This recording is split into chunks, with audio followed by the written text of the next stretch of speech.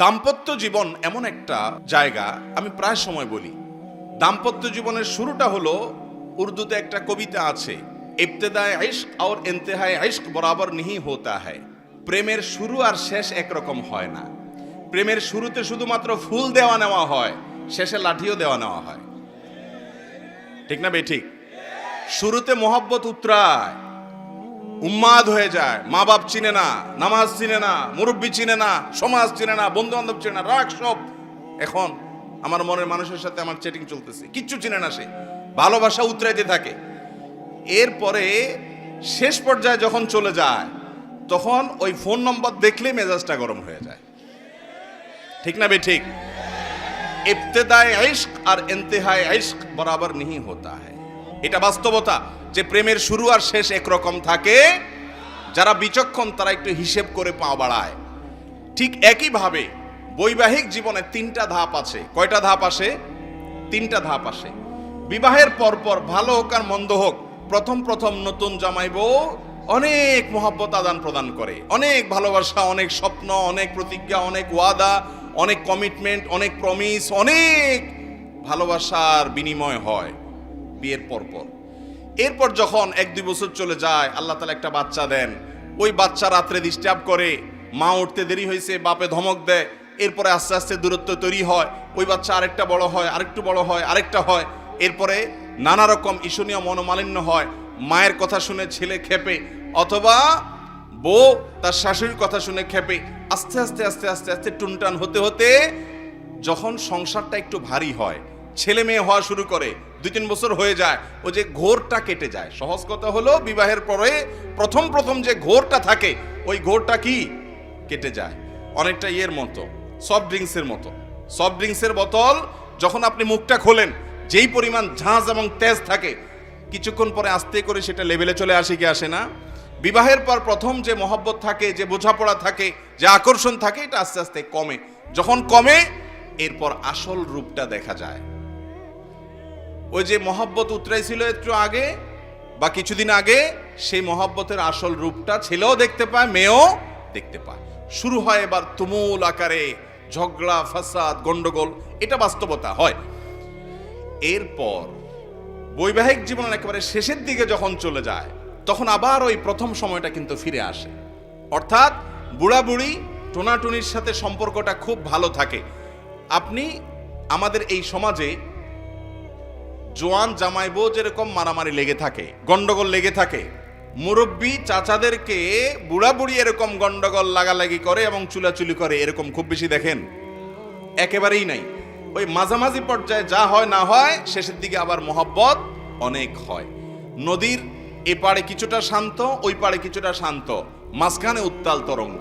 ওই তরঙ্গ দেখে অনেকে ভুল করে এবং তরি ডুবিয়ে দেয়, আর ওই কুল পর্যন্ত যেতে পারে না।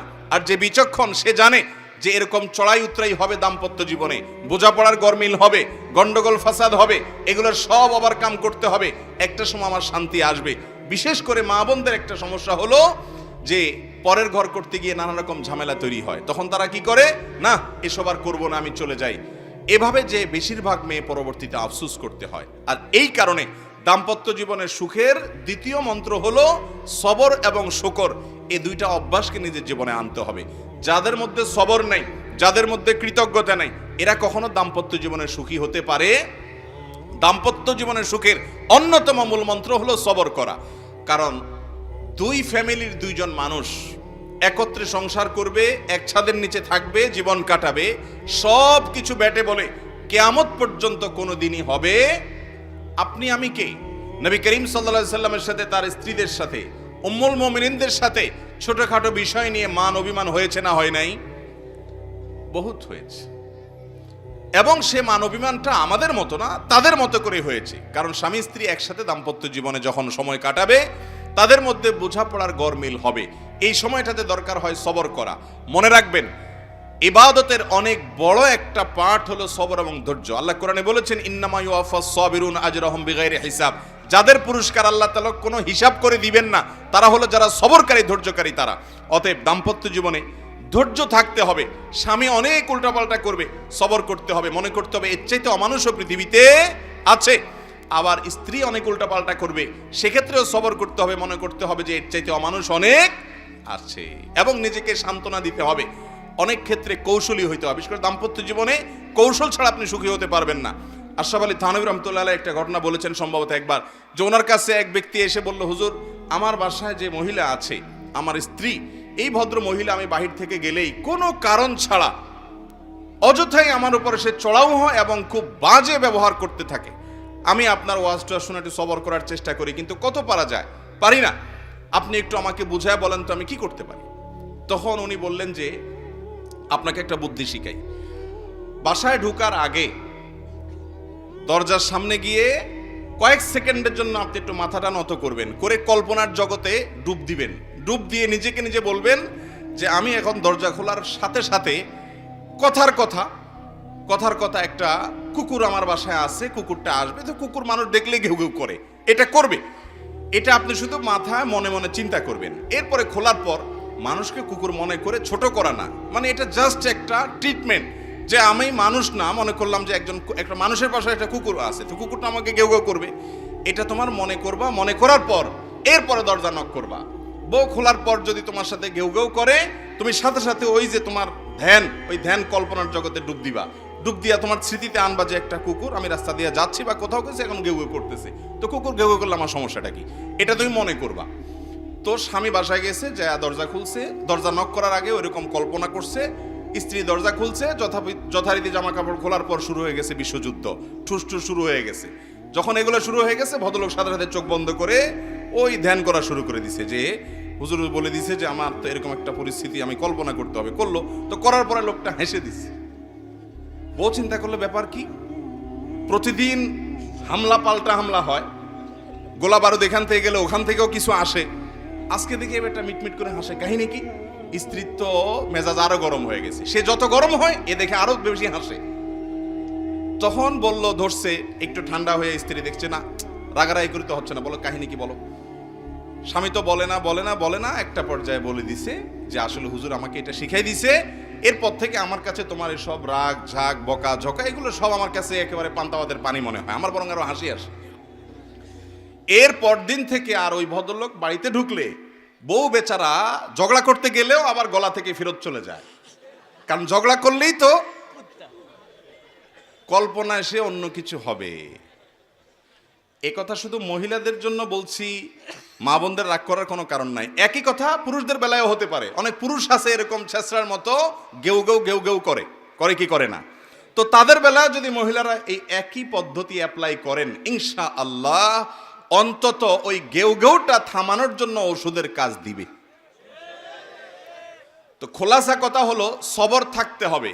রাগ হলে পাল্টা রাগ দাম্পত্য জীবনে কখনো সুখ আসার কারণ হয় না।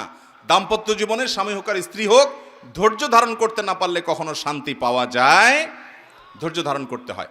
নবী করিম সাল্লাল্লাহু আলাইহি ওয়াসাল্লাম জীবনে অনেক ঘটনা ঘটেছে, এর আগে আমি একাধিকবার বিভিন্ন জায়গায় বলেছি। আয়েশা রাদিয়াল্লাহু তাআলা আনহা ঘরে ছিলেন, তিনি, তার নিয়ম ছিল যে স্ত্রীর ঘরে থাকতেন, রান্নাবাড়া তিনি করতেন।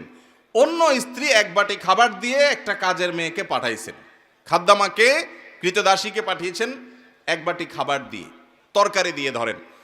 তো ভালো বুড়া রান্না করেছেন, রসুলের জন্য পাঠাইছেন। আয়েশা রাদিয়াল্লাহু তাআলা আনহা দরজা খুলে দেখলেন যে কাজের মেয়ে তরকারি নিয়ে আসছে আরেক স্ত্রীর ঘর থেকে। তো এই টাইমে যে কোনো মানুষই, যে কোনো মহিলারই মাথা গরম হওয়ার কথা, আমার বাসায় আজকে উনি থাকবে, আমি যা খাওয়াবো, তুমি আবার ওখান থেকে এক বাটি দিয়ে ভালো হওয়ার চেষ্টা করতেছো। উনি বাটিটা ধরে ছুঁড়ে ফেলে দিলেন, বাটির সব তরকারি তো গেছে, বাটিও দুই টুকরা হয়ে গেছে। এই দৃশ্য নবী করিম সাল্লাল্লাহু আলাইহি ওয়াসাল্লাম দেখার পর উনি বাইরে হয়ে আসলেন, যা উঠান থেকে নিজের হাতে সে ভাঙা বাটিটা নিয়ে আসলেন। আনার পর একই শেপের একই ধরনের আরেকটা বাটি এই ঘরেও ছিল, আসলে তার ঘরে, ওই খালি বাটিটা নিয়ে কাজের মেয়ের হাতে দিয়ে বললেন, এটা নিয়ে ওই বাসায় চলে যাও এবং খবরদার মুখে তালা, এখানে কি ঘটেছে এর কোনো কথা বলা যাবে না, শুধু বাটিটা সেখানে ফেরত দিবা। ওখানে বাটিটা ফেরত দিছি, যিনি পাঠিয়েছেন তিনি মনে করেছেন যে কি, যে তরকারি রেখে কত সুন্দর করে ধুয়ে সাফ করে আবার বাটিটি দিয়েছে, তিনি অনেক খুশি। এই হাদিস বর্ণনা করার পর কোন হাদিস বিশারদ কোন হাদিসের শেষে এটুকু অতিরিক্ত বর্ণনা করতে পারেন নাই যে নবী করিম সাল্লাল্লাহু আলাইহি ওয়াসাল্লাম আয়েশা রাদিয়াল্লাহু আনহাকে ডেকে দুই চারটা ধমক দিয়েছেন। আপনি আমি যদি হইতাম এই জায়গায়, আর কিছু না হোক বোর্ড দিকে তাকায়া অন্তত বিরক্তির সুরে এটুকু তো বলতাম যে এটা কাজ করলা, তুমি বাটিটা ভেঙে ফেললা, তুমি তরকারি না নিতে বাটিটা ভেঙে ফেললা। নবী করিম সাল্লাল্লাহু আলাইহি ওয়াসাল্লাম একটি কথাও বলেছেন বলে কোনো বর্ণনায় পাওয়া যায় না। দাম্পত্য জীবনে শান্তি আসার জন্য স্ত্রীর অনেক কিছুকে হজম করা শিখতে হয় স্বামীর, আবার একইভাবে স্বামীর অনেক কিছুকে হজম করা শিখতে হয় কার? স্ত্রীর। আজ আমাদের সমাজ ব্যবস্থায় ভোগ ভোগ ভোগ, ত্যাগের কোনো নাম নিশানা নেই, যার কারণে সবর কেউ কাউকে প্রতি করতে রাজি না। দাম্পত্য জীবনের শান্তির জন্য এই সবর এবং শুকর যা আল্লাহ তাআলা দিয়েছেন সেটার উপরে শুকরিয়া আদায় করার মানসিকতা থাকতে হবে, না হলে কোনোদিনই আপনি শান্তি পাবেন না।